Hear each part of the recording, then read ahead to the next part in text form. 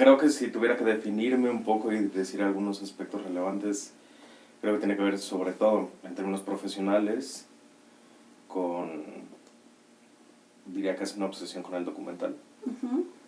Tengo una gran pasión y tengo un gran gusto por el tipo de películas que se hacen, sobre todo con la realidad, que está un poco a medio camino entre el arte, el cine de ficción y el periodismo, ¿no? Digamos, como en ese territorio un poco más ambiguo y un poco más confuso a veces. Creo que esta pasión que yo tengo por el documental proviene de mi formación. Yo estudié comunicación en el ITESO y empecé a trabajar con un profesor de cargacables y poco a poco él fue haciendo proyectos que tenían que ver con documental y con videoarte, que es digamos como la escuela o la tradición que él tenía. Él fue alumno de Rafael Corgidi, que era el fotógrafo de Alejandro Jodorowsky, entonces digamos que tenía como esta vena entre surrealista, onírica, etc. Pero hacía mucho trabajo documental.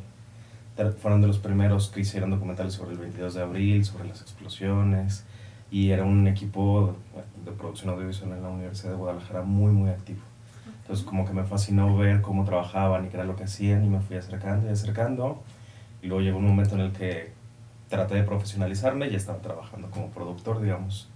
Hacía camarógrafo, guionista a veces, y luego me fui a estudiar el máster y el posgrado, el doctorado para como seguir la línea, ¿no? Si hablamos de los requerimientos mínimos para una producción documental, esa es una de las cosas que me fascina, que es absolutamente variable. En el sentido de que no es como un rodaje de ficción, sino que está sujeto muchas veces al personaje, a las condiciones de luz, de sonido, ¿no? Por ejemplo, ahora en el Festival de Cine de Guadalajara se presenta un documental que se llama Margarita. Tuvimos la oportunidad de tener al realizador, a la productora y a la editora, postproductora. Era un personaje de una señora que tiene lagunas mentales, un poco de demencia, que está en situación de calle, y el realizador tuvo que operar el todo. Entonces él fue el camarógrafo, él fue el sonidista y él fue el director. Uy, qué trabajo. Cuando se acercaba a la productora, el personaje se inquietaba y entonces la productora estaba a 2 cuadras tratando de ver que todo saliera bien y que nadie se metiera con él ni nada, ¿no? Desde eso hasta un documental estilo IMAX que puede tener a lo mejor 70 o 80 personas de crew durante 8 meses, ¿no? Entonces esa variabilidad de factores es lo que creo que también lo hace como muy interesante, que no necesitas ser parte de la industria, sino que lo puedes hacer prácticamente de forma independiente, ¿no? En el caso de lo que he hecho con el Festival de Cine de Guadalajara hay, digamos, 2 vertientes. Una es como más académica, que es colaborar con la revista del festival, que ahora ya es una revista del Centro Universitario de Ciencias Sociales y Humanidades de la Universidad de Guadalajara. El festival ya no tiene la revista. Y organizábamos mucho coloquios, mesas de trabajo, invitábamos investigadores y hemos hecho algunas publicaciones de eso, algunos libros y algunas revistas. Y a partir de hace 3 años me invitaron como parte del comité de selección de la sección de documental iberoamericano.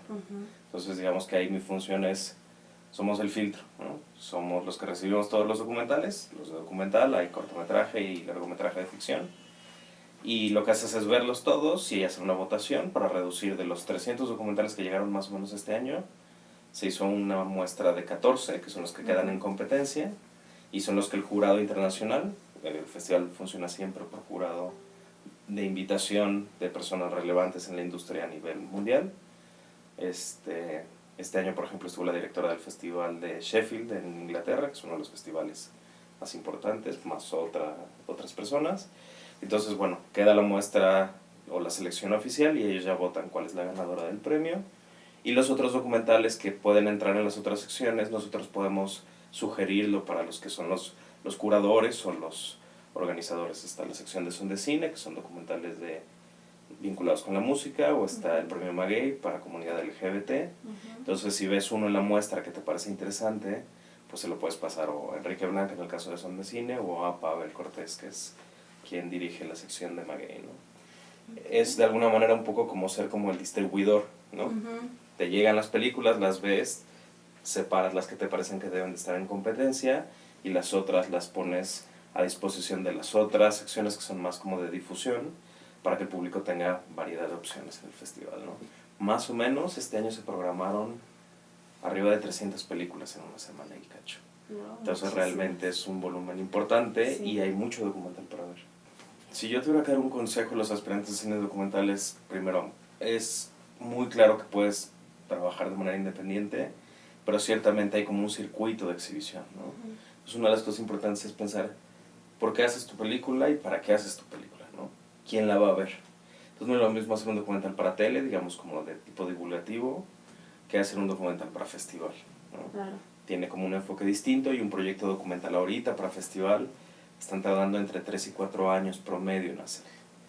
Y la otra cosa que les recomendaría es que no solo vieran mucho documental, que leyeran mucho de documental. Hay pocos trabajos escritos sobre documental en México. Entonces es importante también que la gente que hace cine o que le gusta el cine empiece a hacer análisis de películas, libros, artículos académicos, porque eso da la posibilidad de hacer conferencias, seminarios alrededor del género, ¿no? Claro. Entonces, que es un festival que llamaríamos generalista, que tiene de todo, ficción, documental y animación, pues tiene como un enfoque, pero ya hay festivales especializados, ¿no? Entonces, pues es muy interesante de repente encontrar que ya hay gente que está haciendo trabajo de archivo histórico sobre los documentales de otras épocas, o que hay alguien que está tratando de hacer una videoteca sobre todos los documentales de los últimos años, y empiezas a darte cuenta que el género está más vivo que nunca, ¿no? Incluso la presencia de documentales mexicanos en festivales internacionales es amplia.